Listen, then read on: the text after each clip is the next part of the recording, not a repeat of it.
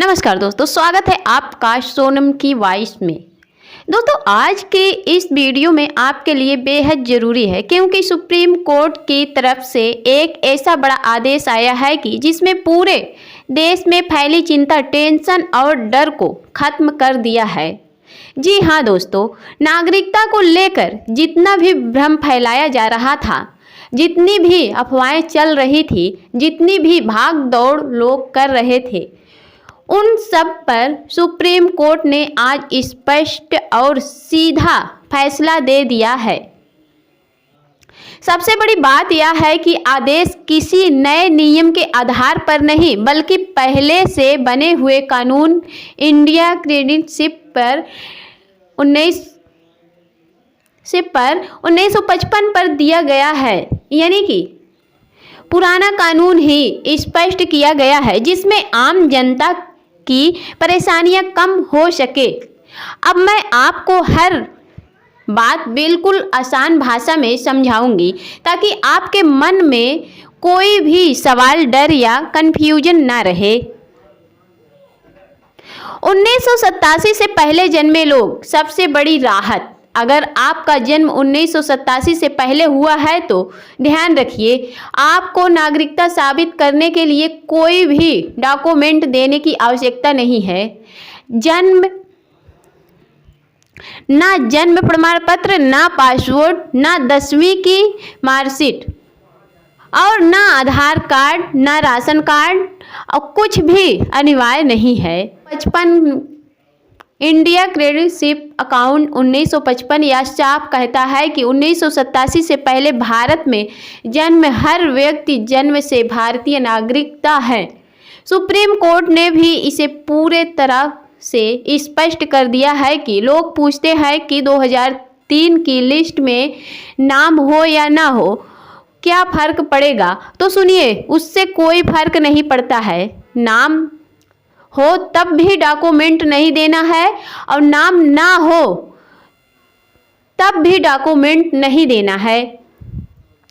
2003 की लिस्ट और 1955 का एक्ट दोनों अलग अलग मुद्दे पर है।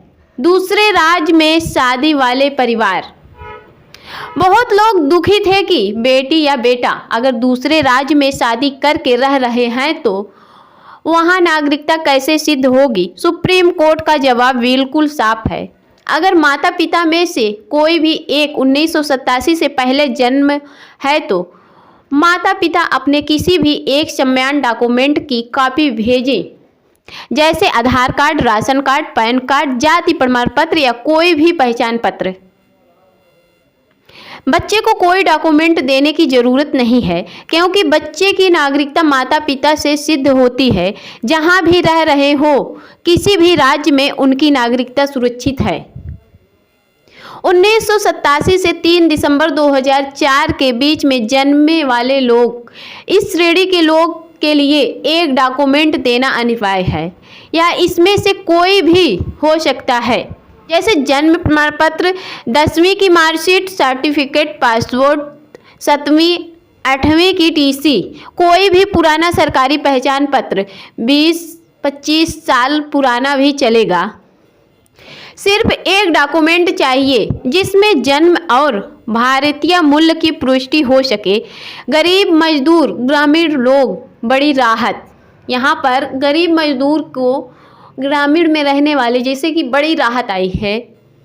माता पिता 1987 से पहले जन्मे हैं तो और उनके पास एक साधारण सा डॉक्यूमेंट जैसे राशन कार्ड की कॉपी है तो बच्चे को अलग से मुश्किल डॉक्यूमेंट देने की ज़रूरत नहीं पड़ेगी। सुप्रीम कोर्ट ने कहा है कि कानून लोगों को सुविधा देने के लिए है, परेशान करने के लिए नहीं।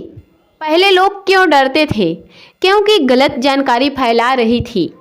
सबको जन्म प्रमाण पत्र देना होगा, डॉक्यूमेंट नहीं होगा तो नागरिकता खत्म हो जाएगी और दूसरे राज्य में शादी वाले पर कार्रवाई की जाएगी। मजदूरों को सारे कागज जांचे जाएंगे। लेकिन अब सुप्रीम कोर्ट ने साफ कर दिया है कि 1987 से पहले कोई डॉक्यूमेंट नहीं लगेगा और 1987 से 2004 सिर्फ एक डॉक्यूमेंट लगेगा। यहाँ पर शादी दूसरे राज्य मजदूर सब सुरक्षित रहते हैं। यहाँ सचमुच लाखों करोड़ों लोगों के लिए राहत भरा कदम है।